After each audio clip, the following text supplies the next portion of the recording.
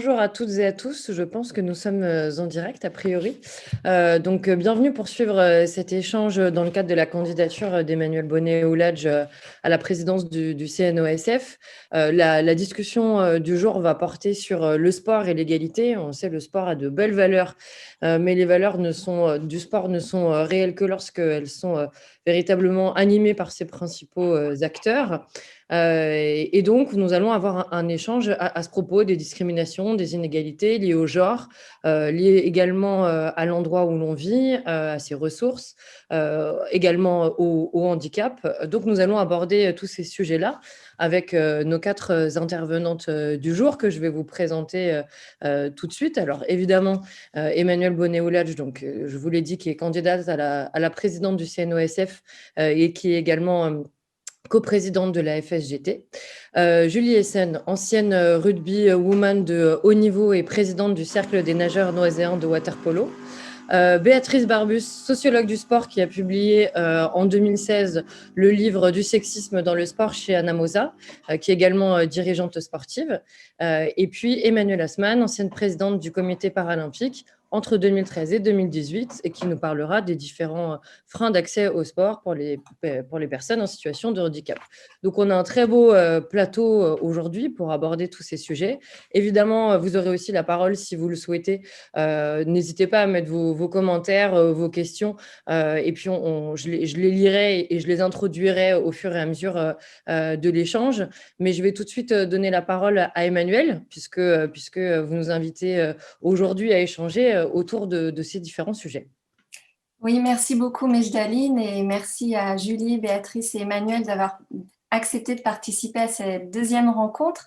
Alors la première portait sur le thème du sport comme besoin essentiel et le résultat était sans appel. Le sport, oui, est essentiel à la santé, mais surtout à l'émancipation, à l'accès à la culture. Et donc aujourd'hui, il me paraissait important de traiter des questions d'égalité, d'inégalité, de discrimination, parce qu'on ne peut pas dire que le sport est essentiel à l'être humain et accepter pour autant qu'il soit ou porteur d'inégalités ou que les inégalités empêchent d'accéder aux différentes formes de pratiques.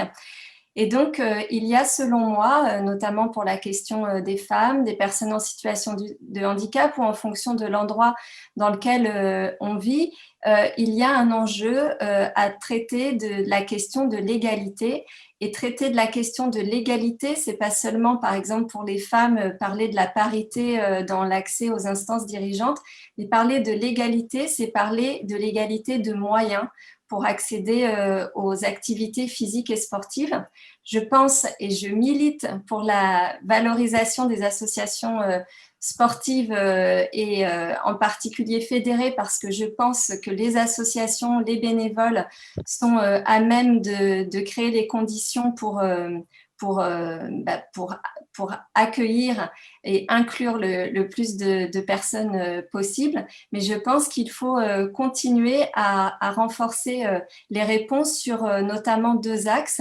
Le premier qui est celui finalement des formes de pratique et des formes de gouvernance qui d'emblée créent des freins et ne répondent pas à la question de l'égalité et ne répondent pas surtout à la question de l'inclusion, parce qu'en réalité, pour répondre aux inégalités, eh bien, il faut s'adapter aux besoins profonds de la population dans sa diversité. C'est le premier enjeu. Et le deuxième, c'est celui des équipements sportifs. Et je pense qu'on le verra aujourd'hui, puisque les équipements sportifs n'ont souvent pas été construits, conçus avec un enjeu d'inclusion. Et donc, il y a aujourd'hui, selon moi, une responsabilité du mouvement sportif fédéré pour accompagner les politiques publiques en matière de lutte contre les inégalités, notamment sur la question des équipements sportifs, et un enjeu aussi à valoriser les fédérations, les associations qui travaillent sur ces questions-là, et à mieux mutualiser et reconnaître ensemble les expériences et les outils à mettre en place. Oui, tout à fait, Emmanuel. Et il y a tout de suite quelqu'un, effectivement, qui le dit dans le chat et qui dit le sport est un facteur d'inclusion, mais il y a trop de fois où, en fait, il exclut pour X ou Y raison. Et c'est exactement ce que vous venez de dire. On va tout de suite se tourner vers Julie Essen, qui va nous parler peut-être de ce qu'elle constate à travers donc le club dont elle est la présidente, le club de water-polo de Noisy-le-Sec. Qu'est-ce que vous constatez en termes d'inégalité? On l'a dit notamment par rapport aux infrastructures. Je regardais quelques chiffres juste avant ce webinaire pour qu'on puisse en discuter, et qui dit que, en gros, il y a un élève sur deux en CM2 qui ne sait pas nager en Seine-Saint-Denis. C'est un peu les mêmes chiffres à Marseille. Donc, il y a une vraie difficulté d'accès a priori au savoir nager. Je regardais aussi le chiffre. La France est le premier marché européen en termes de piscines privées. Donc, j'imagine qu'on peut y voir aussi un effet, enfin voilà, une cause à effet avec 2,5 millions de piscines privées en France, quand on sait qu'il y a assez peu de piscines pour pouvoir pratiquer. Est-ce que c'est le principal problème, le lieu de pratique, Julie? Et quelles sont les autres difficultés auxquelles vous faites face? Oui, bonjour à tous. Merci Emmanuel et merci Mejdaline pour cette intervention. Effectivement, alors la difficulté aujourd'hui en Seine-Saint-Denis sur le savoir nager, on a déjà le département qui est le plus jeune de France. Donc on a finalement une densité de jeunes sur l'apprentissage du savoir nager qui est statistiquement plus importante que dans d'autres départements. Et culturellement, on est, avec le Val-de-Marne, le département prolétaire de l'Île-de-France, et donc qui a effectivement été sous-doté en termes d'équipement de par l'histoire du développement de l'Île-de-France. Et donc aujourd'hui, malheureusement, on a un département qui est extrêmement dynamique, qui est plein de richesses, qui se densifie parce que c'est le seul département où effectivement on peut encore avoir une accession au logement à des tarifs à peu près cohérent pour la population. Et on a un déficit d'équipements publics de toute nature, que ce soit en termes d'équipements sportifs et notamment en termes de piscines, puisque les piscines, elles ont été faites après-guerre et finalement, elles sont dans des états, pour beaucoup, de délabrement. Il n'y a pas eu de renouvellement. La difficulté avec la piscine, c'est que c'est un équipement public qui coûte cher en termes de fonctionnement. C'est un équipement public qui, par essence, est nécessairement déficitaire en termes de coûts de fonctionnement, mais qui est un équipement absolument indispensable à la population. Platon disait un jeune n'est éduqué ou un individu n'est éduqué que s'il sait lire et nager. Et aujourd'hui, l'accès en fait au savoir nager, c'est un vecteur d'inclusion sociale extrêmement important pour les jeunes et les individus. Parce qu'à partir du moment où un enfant ne sait pas nager, dans le reste de sa croissance et de son développement, y compris en tant qu'adulte, il est par essence exclu de tout un tas de domaines, d'activités, de pratiques, et il est également exclu dans l'apprentissage de la natation envers ses enfants et dans le processus de transmission. La difficulté qu'on a aujourd'hui, effectivement, c'est que sur le club de Noisy-le-Sec, moi j'ai repris la présidence il y a 5 ans, on avait 400 enfants qui étaient sur liste d'attente pour l'école de natation, donc ce qui était absolument terrible. Et on a vraiment travaillé avec le territoire Est Ensemble, avec la municipalité, pour réorganiser, optimiser les modalités d'accueil. Et on a réussi à faire passer l'école de natation. Aujourd'hui, on est passé de 200 enfants à 500, 550 enfants, ce qui fait qu'on a complètement réduit, quasiment on a plus d'enfants sur liste d'attente. Malheureusement, on a aujourd'hui un équipement qui est dans un état de délabrement terrible, qui fait partie du plan piscine qui est porté par le département à juste titre. Et avec la densification de la population, il faut absolument qu'on ait une surface de bassin plus importante pour accueillir la nouvelle population. Et Voilà. à ce titre-là, vous avez appris une mauvaise nouvelle, je crois, dans le cadre des Jeux Olympiques Paris 2024, c'est ça? Oui, alors oui, ça c'est un peu le drame pour notre club et pour la population. On avait un très bel équipement. En fait. Il y avait un dossier de candidature qui avait été déposé pour avoir une piscine d'entraînement pour les JO. ce qui nous permettait d'avoir conjointement avec Bondy un équipement avec un bassin de 50 mètres amovible, un bassin de 33 mètres pour le water polo, un petit bain, un espace aqualudique. On avait des salles d'études pour les jeunes parce qu'on a un processus d'intégration en fait par le sport dans le club, un spa pour la population. Voilà, on avait un très bel équipement qui devait être doté de financement lié au JO et donc qui vient de tomber à l'eau. Donc, on est un peu tous en deuil. Effectivement, le mouvement sportif, là, pour nous, c'est effectivement très, très difficile. Mais il n'y a pas de perspective de remplacer ce projet par un autre, par une rénovation? Je ne sais pas. Alors, je dois rencontrer là justement le maire dans une semaine, en fait. On doit faire le point avec lui justement sur les orientations, voilà, ce qu'ils veulent faire. Il y a une impérieuse nécessité à Noisy-le-Sec et à Bondy de toute façon de refaire des piscines. Il y a une impérieuse nécessité d'augmenter la surface de bassin parce que la population, avec tout le nouveau quartier du canal de l'Ourcq, là, on va augmenter significativement. Hein. On accueille plus de 5000 habitants. Donc, il faut absolument qu'on augmente la surface de plan d'eau. Là où on est effectivement assez meurtri, c'est qu'on a toujours l'impression en Seine-Saint-Denis qu'on n'a pas le droit de belles choses parce qu'on est la Seine-Saint-Denis. Là, on avait un équipement référence. Hein. Vraiment, en fait, c'était la plus belle offre de surface couverte de bassin. On aurait pu accueillir des compétitions internationales. On aurait vraiment pu mettre une très, très belle lumière en fait, sur la Seine-Saint-Denis, que ce soit sur la natation, le water-polo. On aurait pu organiser plein de stages pour les jeunes, enfin, voilà, faire des choses assez extraordinaires. Bon. On va, je pense, revenir à un équipement plus modeste. Je ne peux que déplorer qu'on accepte la modestie et qu'on ne soit pas voilà, fort d'ambition comme on peut le voir dans d'autres départements. C'est un peu regrettable. Oui, bien sûr. Et puis, on sait, parce que ça me tenait à cœur de dire un mot aussi à propos de la province. Alors, évidemment, comment ça s'appelle, les endroits qui sont particulièrement denses, vous l'avez dit, en termes de population, sont touchés par ces phénomènes-là. Je citais Marseille tout à l'heure. En province, on a aussi ce genre de difficulté d'accès à des infrastructures parce qu'il va y en avoir moins, parce qu'il va y avoir beaucoup de déplacements, etc. Et donc, on sait qu'en France, il y a une vraie difficulté à accéder aux pratiques, enfin aux infrastructures sportives et particulièrement aux piscines. Alors, juste avant de commencer le live, on a commencé à échanger un petit peu entre nous, et puis Julie et Béatrice parlaient de la situation du club de Julie, et j'ai trouvé votre début d'échange très intéressant, donc je veux bien qu'on le poursuive maintenant, parce que Julie, vous nous disiez que quand vous étiez arrivée, c'était un club qui était uniquement masculin, que vous aviez cherché à développer la section féminine, et que pour réussir à faire vivre cette section féminine, vous aviez travaillé avec d'autres villes, parce que évidemment, ce qu'on a envie aujourd'hui dans notre discussion, c'est de dresser des constats, mais c'est aussi potentiellement de donner des bonnes idées à des personnes qui pourraient nous écouter, à voir comment est-ce qu'il y a des solutions qui peuvent aussi apparaître. Et donc, on peut dire que l'union fait la force dans ce genre de cas, pour faire en sorte que les jeunes filles, elles aient accès à la pratique sportive.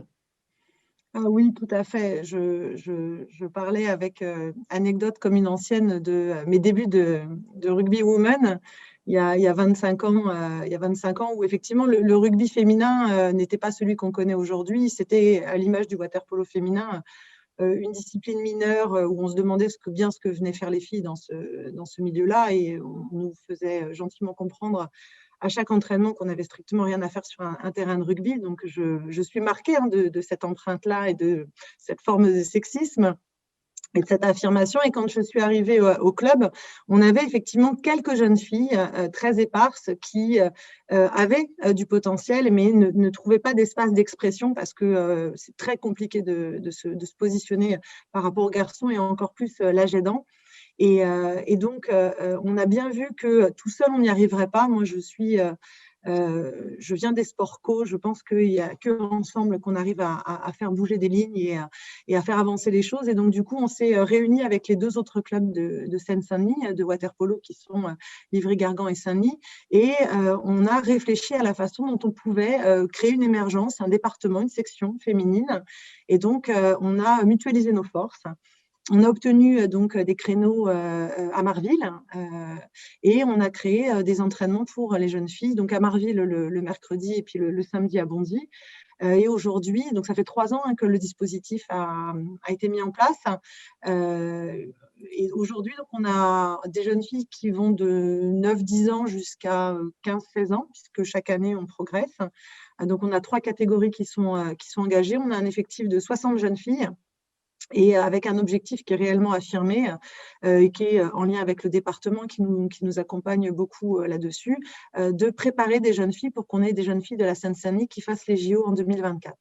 Voilà, c'est quelque chose sur lequel on est très, très engagé. Ça serait une très belle image de ce qu'on est capable de faire et des ressources qu'on a. Et l'avantage qu'on a avec le sport féminin, c'est qu'effectivement, comme c'est des disciplines mineures, on arrive très vite à du haut niveau et à de l'accession du très haut niveau. Voilà, donc on croise les doigts et on espère qu'on va aller au bout. On a la chance également, j'en profite, mais comme on a l'INSEP qui est à côté, en fait, on a les jeunes filles en accession équipe de France qui sont là. Et donc, du coup, on travaille beaucoup sur le modèle de réussite et d'accession au niveau qui permet de structurer ces jeunes filles et qui leur permet, au-delà même du haut niveau qui n'est pas accessible à tout le monde, mais de se forger une identité, d'évoluer dans un collectif, de s'épanouir au travers des déplacements, au travers des stages, au travers de la rencontre d'autres jeunes filles, voilà, de sortir un peu de cette communauté Seine-Saint-Denis où on est très entre nous en fait, et de voir un petit peu et de confronter d'autres points de vue, de confronter d'autres façons de vivre, d'autres façons de travailler même dans d'autres pays, notamment les pays slaves. Et c'est toujours très très riche pour ces jeunes filles et on les voit vraiment rayonner. Je trouve ça extrêmement plaisant en fait. Très bien. Merci beaucoup, Julie, pour Je peux lui poser une question. Dans la continuité, ces 60 jeunes filles, enfin plus de 60 jeunes filles, vous avez été obligés d'aller les chercher ou spontanément elles sont venues s'inscrire? Comment ça s'est passé, la montée en puissance pour avoir des jeunes filles dans votre club? Oui, effectivement, Béatrice, spontanément, en fait, on s'est rendu compte avec beaucoup de bonheur que ça faisait comme un effet d'appel. Et chaque année, en fait, du fait qu'on leur crée un espace d'expression à elles, en fait, les jeunes filles osaient la pratique et puis se disaient, tiens, pourquoi pas moi? Et puis, voilà, je vais jouer. Et ce qui est assez intéressant, c'est qu'en fait, nous sommes dans le département de la Seine-Saint-Denis les seuls à avoir une équipe 100% féminine dans ces 3 catégories-là. Et donc, elles jouent dans le championnat régional contre des garçons pendant toute la saison. Voilà. Et donc, elles sont particulièrement fières quand elles arrivent à taper des équipes masculines, vous imaginez bien. Voilà, donc c'est assez drôle. Et dernière question, votre fédération vous a aidé à favoriser cette mutualisation, puisque je suppose qu'il a fallu que vous fassiez des conventions entre les 3 clubs? Alors, effectivement, c'est une très bonne question. En fait, il a fallu qu'on crée un type de club qui n'existait pas, qui n'était pas prévu dans les statuts, donc ce qui nous a demandé 2 ans de travail avec la fédération. Qui nous a aidés, puisque en fait, il fallait qu'on fasse un système de ce qu'on appelle une espèce d'extension de licence ou de détachement de licence, parce qu'il ne fallait pas que les filles quittent les clubs, mais il fallait qu'elles puissent travailler dans un autre club ensemble qui s'engage dans ce championnat. Et oui, on a travaillé avec nos instances fédérales, que ce soit la Ligue et que ce soit la fédération, pour arriver à créer ce modèle-là qui n'existe pas en fait. Et donc, on le développe également pour l'accession au niveau pour les jeunes garçons. Pour ceux qui veulent aller sur le très très haut niveau, parce qu'on n'est pas capable sur chacun de nos clubs d'avoir à chaque fois une équipe de très très haut niveau à 15 ans, à 17 ans ou à 21 ans. Et donc en fait, de la même façon, les garçons qui ont vraiment un gros potentiel sont orientés vers cette filière-là. Et en fait, on s'est organisé ensemble pour proposer à tous nos jeunes de jouer soit en National 2, soit en National 1, soit en élite. Ce qui fait qu'en fait, on peut proposer au travers de nos 3 structures l'ensemble de la palette d'accession pour les enfants et puis les jeunes adultes en fonction de leur niveau de pratique. Donc, on est vraiment sur l'inclusion. Et donc, ça, c'est en partant des filles, ça vous a donné l'idée pour les garçons d'organiser ça. Voilà, tout à fait. Intéressant. Ouais. Effectivement, c'est très intéressant comme témoignage. Béatrice, j'imagine bien que vous y êtes très sensible. Alors, je le redis, vous êtes sociologue du sport. Pour ceux qui n'ont pas encore lu du sexisme dans le sport, je vous y invite parce que quand on s'intéresse au sujet, c'est une petite bible, vraiment.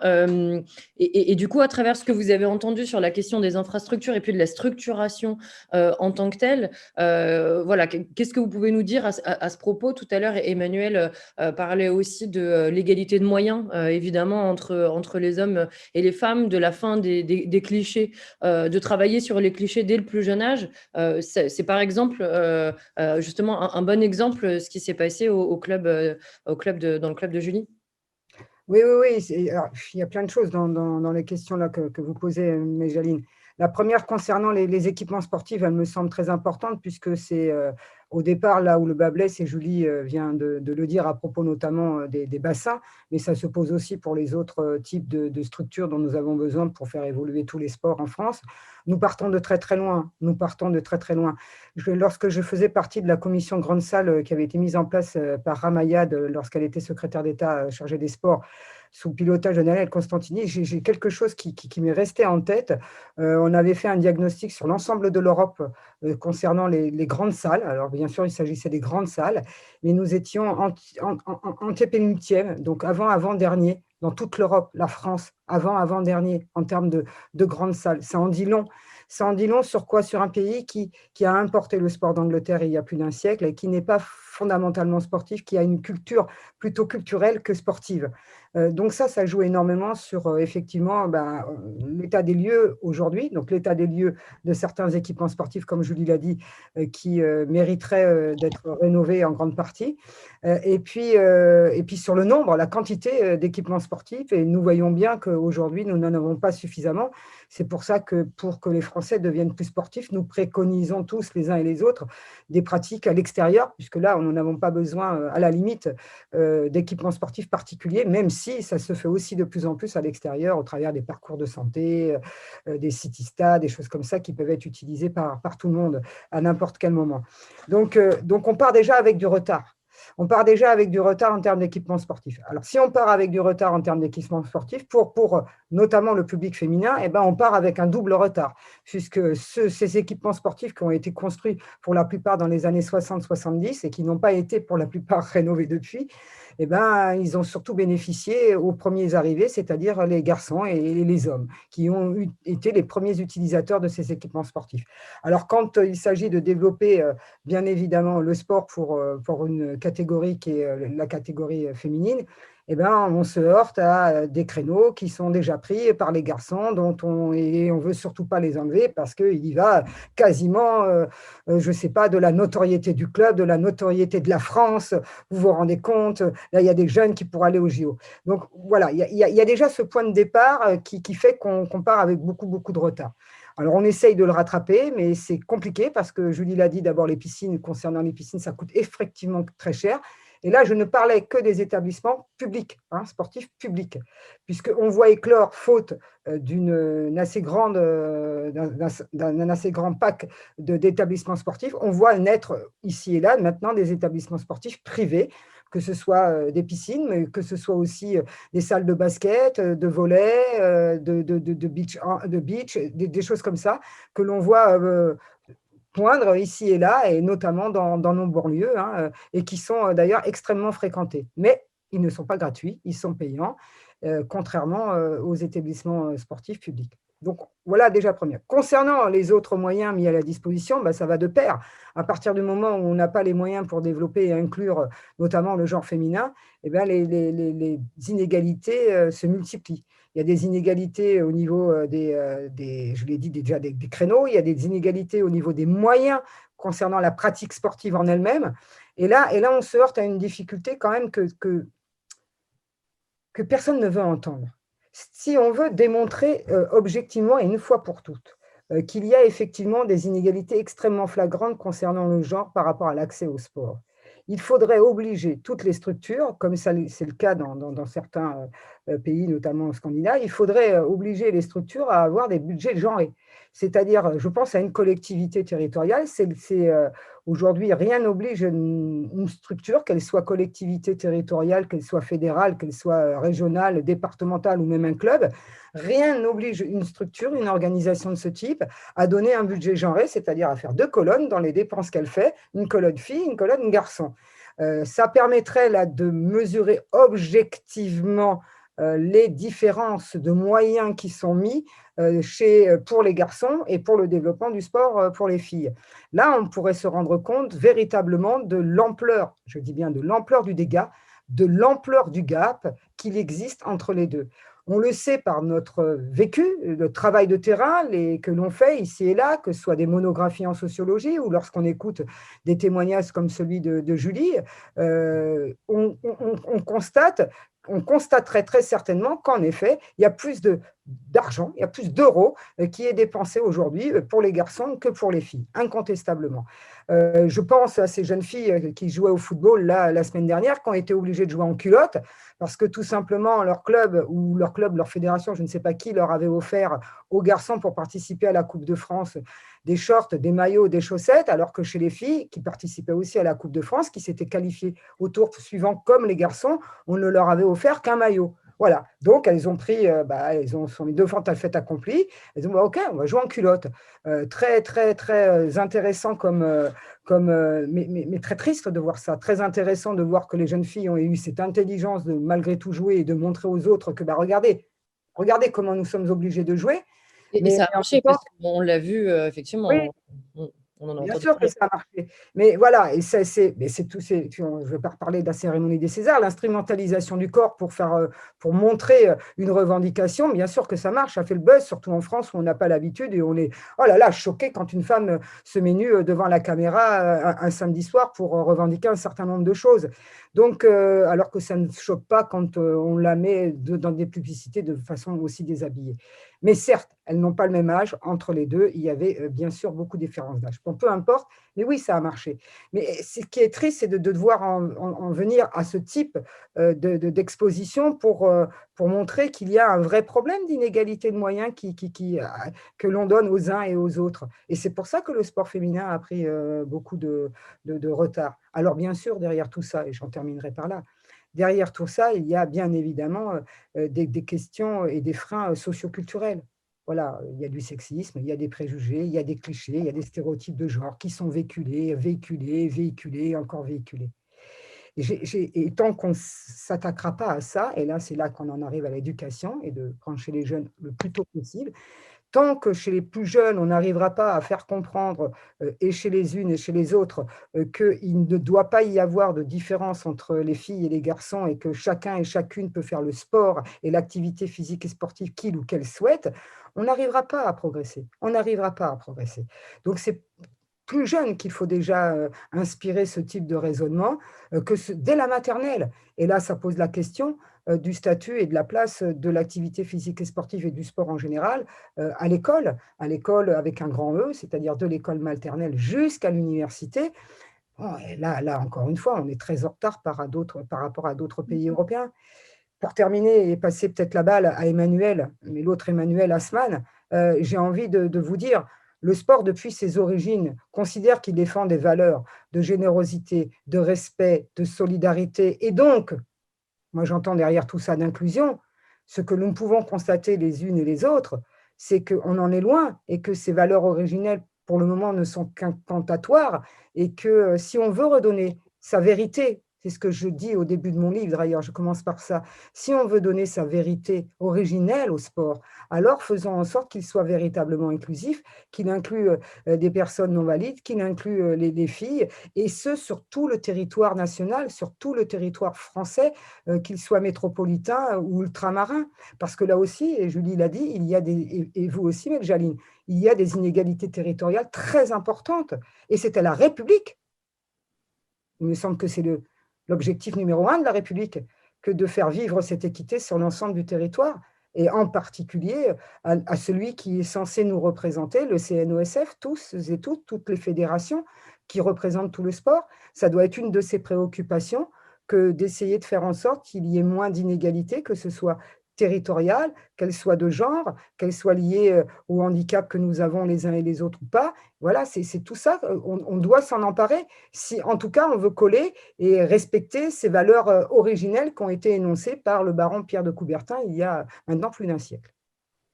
Merci beaucoup, Béatrice, pour tous ces éléments de réflexion. Effectivement, on va donner la parole à Emmanuel Assmann concernant la question des personnes handicapées, parce qu'on sait qu'il y a de réelles difficultés quand on est porteur d'un handicap pour avoir accès au sport. Qu'est-ce que vous pouvez nous dire sur cette question-là des inégalités? Est-ce que, puisqu'on a beaucoup parlé des infrastructures depuis le début de cet échange, est-ce que c'est aussi une question d'infrastructure sur cette problématique-là?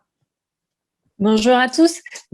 Moi, c'est étonnant parce qu'en vous entendant parler, je me dis que je cumule les handicaps puisque j'ai fait ma scolarité et j'habite encore dans le 93. J'étais au lycée à Bondy et c'est vrai qu'on n'a pas fait piscine pendant ma scolarité. Je suis une femme et je suis en situation de handicap. Donc, je veux vous dire que moi, j'étais la plus éloignée du sport. Et en même temps, je le dis souvent, c'est ça qui a changé ma vie. Donc, c'est ça qui est terrible, c'est finalement qu'on a différentes formes d'inégalité. Et peut-être que moi, ce que je voulais dire aussi, c'est la différence entre égalité et équité. Je pense que justement, c'est un peu ce que disait Béatrice, on n'aide pas les mêmes en fonction de la façon dont on est éloigné du sport et qu'on va être moins facilement on va avoir moins facilement accès aux clubs, aux infrastructures, et il faut compenser. Il faut aller chercher les gens, et souvent, c'est ce qu'on fait sur les personnes en situation de handicap. Il faut aller leur expliquer que le sport, c'est aussi pour eux. Et pour les femmes, ça marche aussi. Et du coup, les infrastructures, c'est important parce qu'il y a une limite physique qui fait que si il y a des marches ou souvent, c'est les problématiques des vestiaires qui ne sont pas accessibles, on ne pourra pas y aller, mais je crois qu'au-delà de ça, il y a vraiment aussi comment on est accueilli. Moi, je prendrais mon expérience parce que justement, peut-être que j'ai cumulé les difficultés, mais quand j'ai voulu trouver un club, alors maintenant je suis vieille, donc je fais du yoga. Quand j'ai voulu trouver un club de yoga dans le 93, j'ai eu 5-6 personnes, 5-6 clubs qui m'ont dit « Ah, mais le handicap, je sais pas, je sais pas faire. » Et je leur ai dit « Mais moi, je me connais, j'ai un certain nombre d'années de pratique derrière moi. Donc, vous inquiétez pas, je vais vous aider, on va le faire ensemble. » Mais la peur était au-delà donc c'était pas possible. Et puis finalement, j'ai trouvé quelqu'un qui avait cette ouverture-là et l'envie qu'on l'accompagne sur justement une progression. Et donc, la formation, pour moi, est vraiment importante. Et c'est vrai qu'Emmanuel le disait au début, il y a la formation et il y a la gouvernance, parce qu'il faut avoir la capacité, justement, d'être ouvert à dire je ne sais peut-être pas, mais je vais aller trouver les bons interlocuteurs, et puis je ne vais pas paniquer, et puis surtout, je vais me dire que ça va apporter quelque chose. Et je crois que l'important aussi, j'avais envie aussi de parler de la diversité de l'offre, parce que souvent, on dit les femmes, c'est ça qu'elles attendent. Les personnes handicapées, c'est ça qu'elles attendent. Les gens dans les quartiers, c'est ça qu'ils attendent. Mais bien sûr que non. En fait, il y a autant de diversité dans les personnes handicapées, dans les femmes, dans les quartiers, partout en France. Et on n'attend pas la même chose. Moi, quand j'avais 20 ans, je voulais un club, juste après mon handicap, je voulais un club où il y avait d'autres personnes handicapées pour parler avec elles et pour pouvoir un peu... j'ai à mieux appréhender le handicap avec des gens qui avaient une activité, du coup, un peu de jeunesse et d'autres visions que des associations militantes. Après, j'ai voulu, quand je faisais de l'escrime, avoir des escrimeurs, qu'ils soient handicapés ou pas, ce n'était pas le sujet, il fallait des escrimeurs avec un certain niveau. Et puis maintenant, je veux un club qui soit près de chez moi, sur des horaires de bureau et qui soit sur du loisir et pas de la compète. Et donc, j'ai eu plein de demandes différentes, alors qu'on pourrait se dire, la personne handicapée a besoin soit d'un club en mixité, soit d'un club réservé. Mais non, en fait, on a tous besoin d'être acteurs. Et c'est vrai que c'est là où c'est important qu'on ne se réserve pas des chapelles. Donc, il n'y a pas le sport féminin, le sport handi ou paralympique, ni le sport plus pour la jeunesse. Je pense que c'est dans la capacité qu'on aura à accueillir tout le monde et à mixer avec tout le monde. Moi, je sais que ce que j'ai trouvé, c'est pour ça que je dis que le sport a changé ma vie, ce que j'ai trouvé dans le sport, c'est que justement, ça rassemble des gens qui, normalement, ne se seraient pas connus autrement. Ça permet de se dire, oui, j'ai... dans un club d'escrime, je vais parler avec tout le monde et le point commun ne sera pas forcément le handicap, mais ce sera peut-être pas le milieu socio-professionnel, peut-être pas la localité si on est sur des compétitions où du coup ça brasse ou des rencontres. Et c'est justement cette ouverture-là. Mais pour avoir de l'ouverture, ça veut dire qu'il faut être formé. Et donc, je crois que la formation est vraiment le nerf de la guerre pour pouvoir justement se dire que le sport, c'est pour tout le monde. Il faut juste adapter et tout s'adapte. Et du coup, oui, assurer effectivement cette formation, notamment des animateurs, notamment dans les fédérations, du coup, parce que c'est quelque chose c'est un enjeu crucial que la coopération entre les fédérations et puis les associations sportives, c'est ça? Ouais. Oui, c'est ça. Je crois qu'il y a dans l'enjeu, il y a l'image des sportifs de haut niveau, des Jeux, et peut-être qu'on peut collectivement se dire qu'on parle des Jeux olympiques, mais aussi des Jeux paralympiques, parce que c'est pas exactement la même chose, c'est pas le même, ça aura lieu à Paris les deux, mais il faut aussi qu'on parle de la partie paralympique. Il y a cette vitrine-là, mais il y a aussi le fait que des fois la vitrine, on peut avoir l'impression que c'est que des superwomen ou des super-héros, enfin des gens inaccessibles qui s'entraînent comme des fous. Et du coup, il faut qu'on redonne aussi sa dimension sociale au sport et de dire que pour pratiquer du sport, on n'est pas obligé de faire un marathon, on n'est pas obligé de faire 20 heures de pratique et on n'est pas obligé de faire 25 kilos, d'avoir une masse musculaire impressionnante. Et donc, on peut avoir des clubs qui ont des rôles différents, des clubs qui préparent des athlètes de haut niveau, des clubs qui vont justement être sur de la pratique mais non compétitive et pour ça c'est vrai que moi je suis vraiment attachée à la diversité du paysage et les fédérations elles doivent refléter ça. C'est vrai qu'Emmanuel, on a partagé le CA du CNO pendant un moment, on avait envie que chacun amène sa pierre à l'édifice et pas qu'il y ait de concurrence. Moi ça a toujours été un peu un truc qui me rendait vraiment triste de se dire que on est de se dire qu'il fallait absolument qu'on se partage un gâteau et que du coup, il y avait compète. Et peut-être parce que c'est le monde du sport, il y a encore plus d'esprit de compétition, alors que c'est dans la complémentarité qu'on trouvera la solution. On l'a vu aussi, nous, sur des délégations entre les fédérations unisport et les fédérations spécifiques, donc ciblées sur le handicap. Mais en fait, c'est dans la complémentarité qu'on arrivera à répondre aux solutions. Et c'est un peu le truc j'ai vu que le CIO avait rajouté plus haut, plus vite, plus fort et ensemble. Et je pense que ce ensemble-là, il est vraiment important et que justement,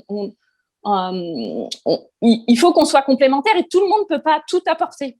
Mais par contre, chacun doit mettre sa petite pierre à l'édifice.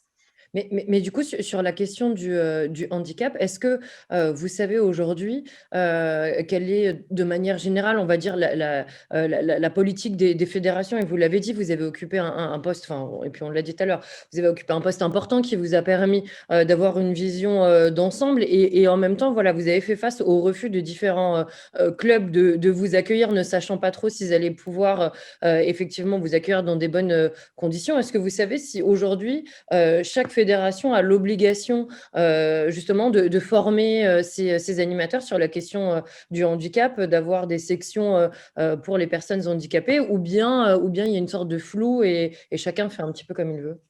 Après, Béatrice le disait, c'est toujours un peu la problématique entre les moyens qui sont mis en face. C'est-à-dire qu'on sait bien qu'il y a souvent une volonté de pouvoir offrir une offre à tous. Maintenant, est-ce qu'on met les moyens sur le sport féminin, sur le sport en vue des personnes handicapées, parce qu'il faut former, ou alors trouver des nouveaux créneaux, ou en tout cas, il faut ouvrir et mettre des moyens en face. Ce que je sais, c'est qu'on a quand même passé une étape qui est de dire essayons de travailler ensemble. Donc, du coup, la fédération handisport, sport adapté bosse avec les fédérations unisport pour arriver justement à former des éducateurs, mais aussi se disent qu'il y a des choses qu'elles peuvent faire ensemble. Et après, moi, j'adorerais aussi que le monde de l'éducation puisse se dire que peut-être les fédérations peuvent apporter leur pierre à l'édifice dans la pratique sportive dans les écoles, ne serait-ce que parce que justement, il y a des clubs sportifs qui ont les compétences autour et qui peuvent venir en plus du prof de sport. Et donc, ça vient, la collaboration vient. Après, c'est comme pour le sport féminin, on est toujours sur beaucoup moins de moyens en face.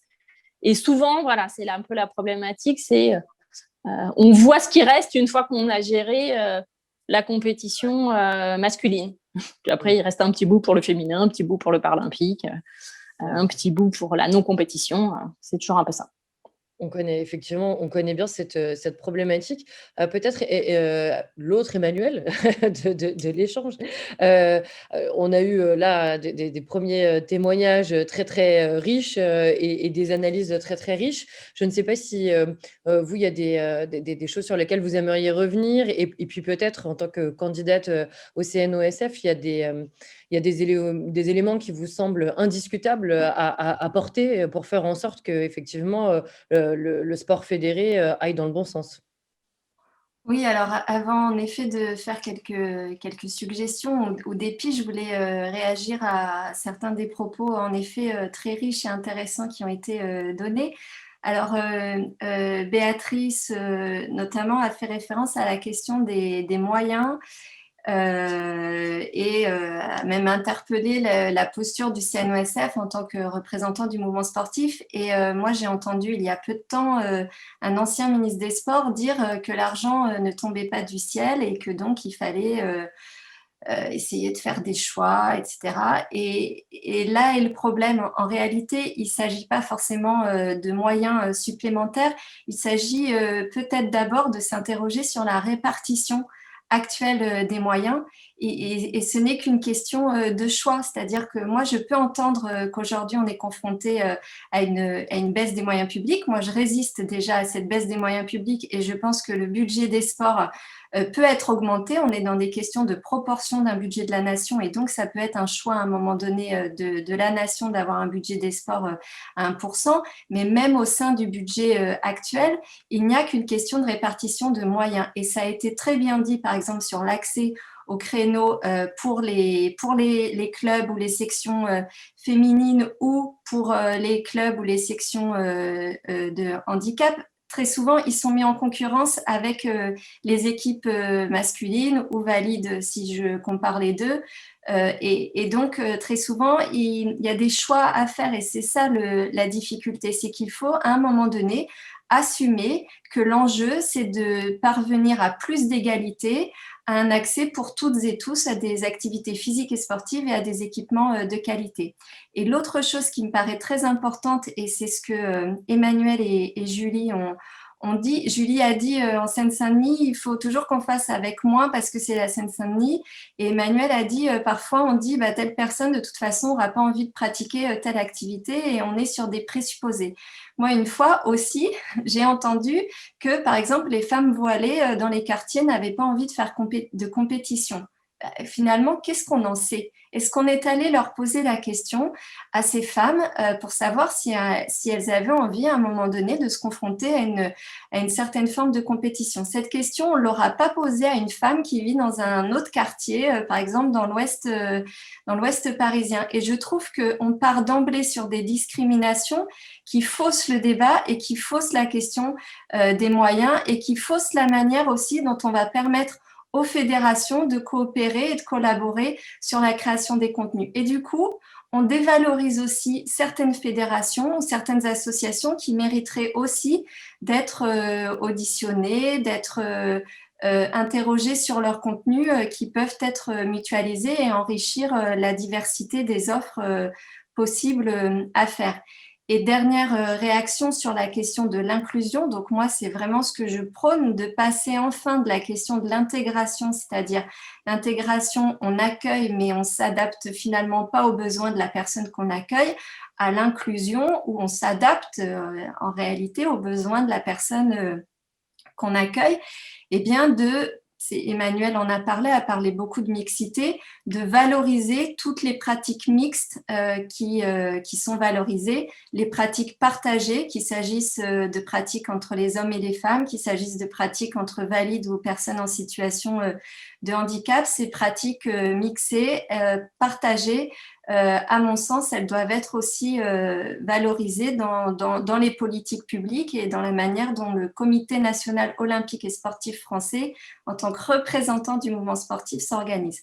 Et donc, en appui sur l'échange, moi, il y a plusieurs éléments qui me paraissent intéressants, plusieurs fils à tirer. Le premier serait de pouvoir avoir une forme c'est peut-être pas observatoire le mot, mais en tout cas d'avoir un espace au sein du CNOSF, dans la commission développement, par exemple, qui existe aujourd'hui, qui puisse réellement analyser les besoins profonds de la population. Et moi, je fais vraiment une différence entre les besoins et les attentes. Parce qu'en réalité, on parle toujours des attentes de la population en se basant sur finalement des attentes en matière de consommation, ce qui est louable et ce qui est nécessaire, mais la réponse aux besoins profonds qui prend en compte les questions d'inégalité, en général, sont plus absentes. Or, il y a beaucoup de dispositifs qui existent. Il y en a un, par exemple, qui est piloté par une fédération multisport, la FFEPGV, qui est un baromètre de la pratique sportive et qui analyse la question des inégalités notamment. Et d'ailleurs, pendant cette période de Covid, on peut voir que les inégalités, elles se sont accélérées. Hein. Pour les femmes, pour les personnes en situation de handicap, parce qu'il y a la question des structures associatives aussi avec lesquelles les fédérations peuvent travailler. Donc voilà, il y a tout un tas d'outils sur lesquels on ne s'appuie pas assez, des analyses qui finalement mériteraient d'être portées plus fort pour pouvoir réellement apporter des propositions. Et en appui sur cet espace d'analyse, moi, je pense qu'on pourrait développer une logique partenariale du CNOSF qui finalement serait très novatrice parce qu'aujourd'hui, le CNOSF a plusieurs partenaires, mais les partenaires les plus connus sont les partenaires officiels économiques.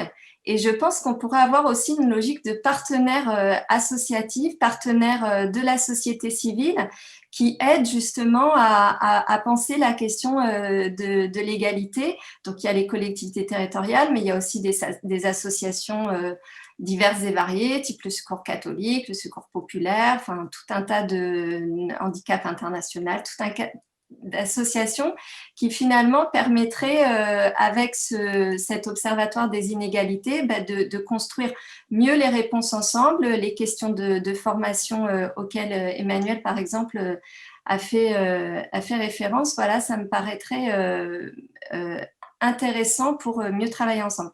Et puis, sur la question du handicap, moi, en effet, 4 ans au conseil d'administration du CNOSF, j'ai pu aussi observer l'évolution des délégations sur le handicap, puisque la Fédération française handisport et la Fédération française sport adapté ont des délégations sur le handicap, et certaines sont désormais prises en charge par les fédérations délégataires.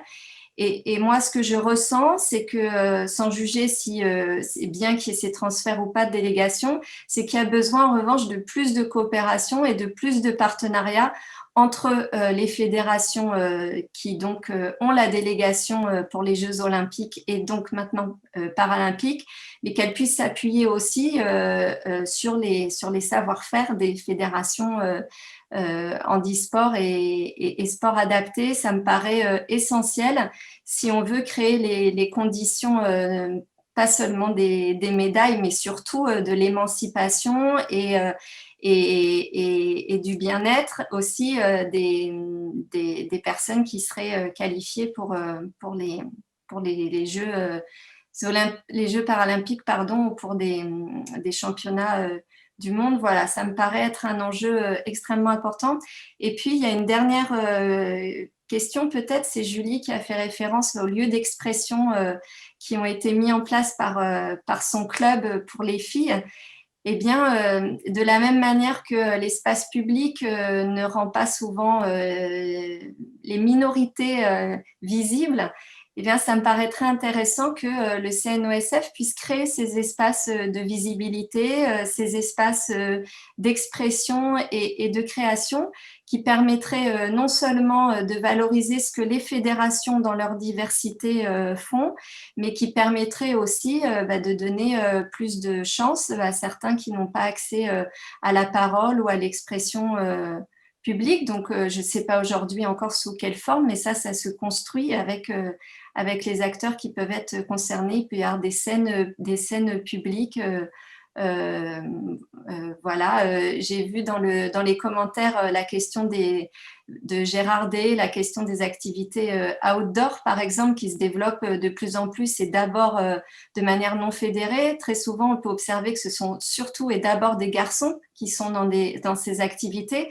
Bien, par exemple, avoir un projet commun interfédéral qui permettrait de créer et de rendre accessible cet espace public aux filles, par exemple, sur ces activités d'expression et de sport outdoor, paraîtrait par exemple un objectif intéressant et une expérience qui ensuite pourrait être mutualisée. Voilà. Et dernière chose sur la gouvernance, mais je pense savoir que, j'espère que l'ensemble des candidats porteront cette proposition. Moi, je suis convaincue qu'il faut la parité maintenant au bureau exécutif du CNOSF, puisque c'est le conseil d'administration qui décide de la composition du bureau exécutif. Donc, c'est techniquement faisable et politiquement, ça aurait une portée évidemment significative. Il y a assez de femmes aujourd'hui dans les fédérations et même si elles ne sont pas présidentes, si elles sont vice-présidentes ou membres d'un conseil d'administration, je pense qu'elles ont toute leur place au conseil d'administration, au bureau exécutif. Parce que dernière chose, sur la question de la responsabilisation des femmes dans les instances dirigeantes, je pense que ça réinterroge plus largement la question du pouvoir, parce que aujourd'hui, le pouvoir, me semble-t-il, est souvent trop centralisé, trop présidentialiste en réalité, et penser la féminisation des instances dirigeantes, c'est aussi penser la question donc de ce pouvoir, et donc j'invite évidemment à ce qu'il y ait le plus de femmes candidates aussi au prochain conseil d'administration du CNOSF. Merci beaucoup, Emmanuel, pour toutes ces idées et ces propositions. Notre échange va arriver à sa fin, mais je sais que j'ai compris qu'on était toutes les 5 bavardes. Donc, mesdames, si vous avez envie de réagir à tout ce que vient de dire Emmanuel, je vous laisse bien sûr la parole. Julie, je ne sais pas si vous, Béatrice, oui. Non, je crois que Emmanuel a dit une chose qui est très importante, sans le dire peut-être comme je vais le dire, mais c'est ce que j'ai compris, c'est que le sport est politique, contrairement à ce que, encore une fois, on veut nous faire croire depuis plus d'un siècle. Le sport est politique comme toute autre activité humaine. J'avais un prof de sciences politiques à Paris 1 qui commençait ses cours en nous disant les problèmes de tout le monde sont des problèmes politiques, les problèmes politiques sont des problèmes de tout le monde. Le sport est politique. Bien sûr qu'il ne s'agit pas forcément de revendiquer plus de moyens pour proposer de l'inclusion, mais peut-être réfléchir dès à présent sur la répartition des moyens déjà que nous avons. Et ça, c'est du politique. Ça, c'est politique. Faire des choix, c'est faire de la politique. Et donc, ça dépend tout ça de politique sportive. La deuxième chose que je retiens, c'est qu'il me semble que, effectivement, c'est une bonne idée que de vouloir créer un observatoire ou quelque chose qui pourrait ressembler à cela, car j'ai commencé par dire ça dans mon intervention. C'est vrai qu'il est difficile de porter un jugement sur des choses qui ne sont pas mesurées, comme il est difficile de voir des choses qui ne sont pas mesurées. Et on en est là, car si on mesure véritablement des choses concernant le handicap, concernant le genre, concernant aussi la variable sociale sur laquelle est revenu Emmanuel également, puisqu'il y a des inégalités sociales face à la pratique sportive, si on mesure toutes ces choses-là très précisément, alors la prise de conscience sera encore plus forte. Et ce n'est que lorsque l'on prend conscience des choses que l'on peut éventuellement y apporter des résolutions et des solutions. Donc, il y a aujourd'hui une prise de conscience, une première prise de conscience, mais qui, à mon sens, n'est pas suffisante. Et cette prise de conscience, il ne faut pas non plus qu'elle produise des politiques de vernis, qui viseraient juste à faire de la com, comme on peut le voir dans certaines entreprises qui font de la RSE que dans le discours, mais qui dans les faits n'en font pas. Donc ça aussi, ce que dit Emmanuel, au fond, c'est qu'elle souhaite que toutes les organisations sportives soient responsables socialement parlant. Oui, il est temps, car ça fait partie aussi des responsabilités des fédérations. Voilà, et que, enfin, dernier élément que je retiens, c'est le passage, demande-t-elle, d'une logique partenariale et non plus seulement concurrentielle entre les fédérations.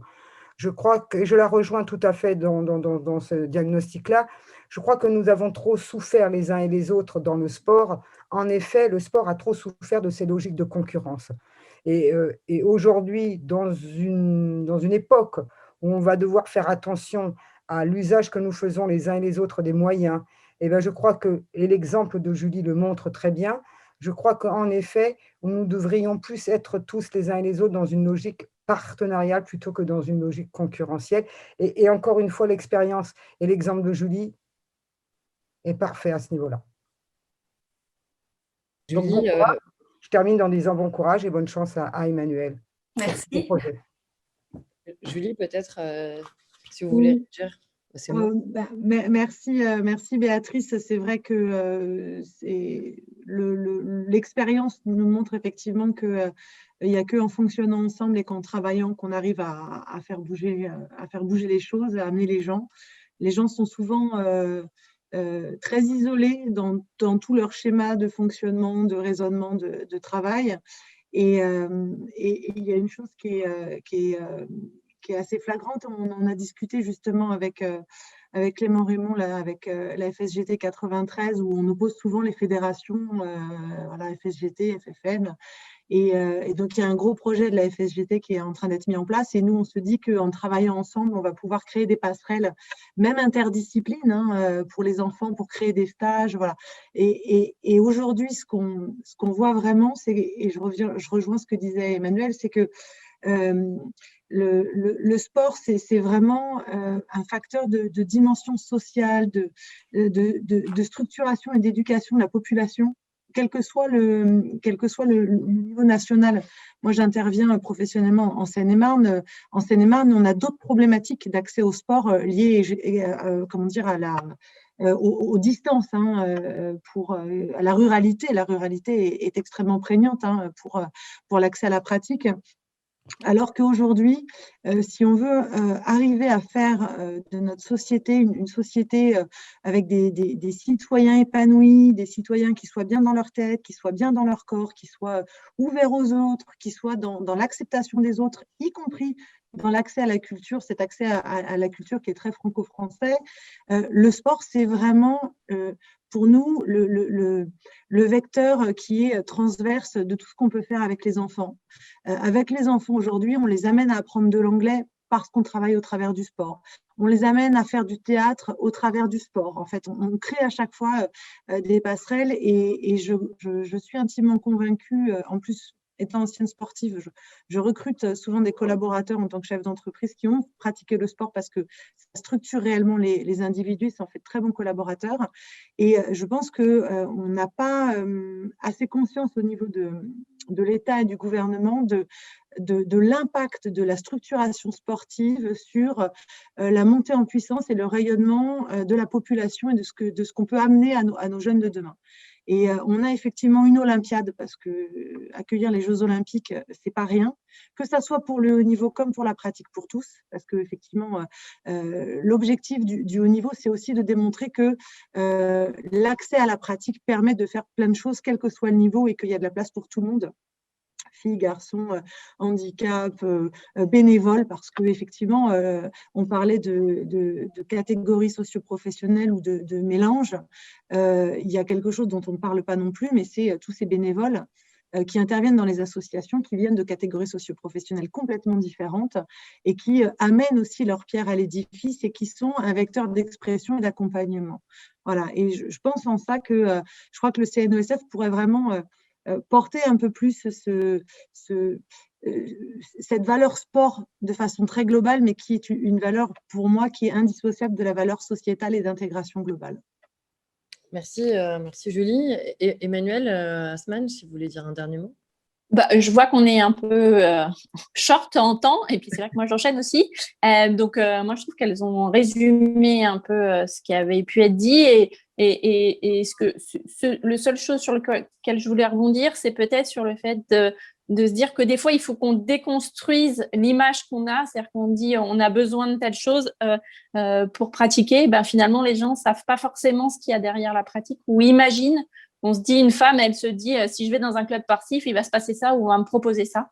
Peut-être que justement, si on part de ce que les gens ont envie et besoin, on arrivera à proposer des choses en face, et peut-être qu'on peut aussi ne pas forcément avoir des idées toutes faites. Mais donc, c'est dans le partage qu'on y est.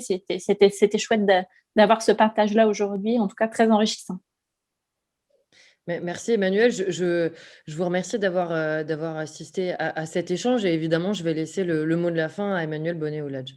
Oui, on a en effet le temps a passé très très vite. Merci vraiment à vous quatre pour votre participation et vraiment la richesse des contenus. La prochaine rencontre aura lieu lundi prochain à 13h sur le thème des violences. Et excusez-moi, je garde le sourire pour le dire, même si le sujet a trop tristement marqué le mouvement sportif fédéré ces derniers temps. Mais là aussi, c'est une question concrète à laquelle on doit se confronter si on veut, et c'est mon credo, vraiment faire du sport un espace d'émancipation pour toutes et tous et un espace de partage, comme vient de le dire Emmanuel. Je vous remercie beaucoup, beaucoup, beaucoup de votre participation. Merci. Au revoir. Merci. Au revoir. Au revoir. Au revoir.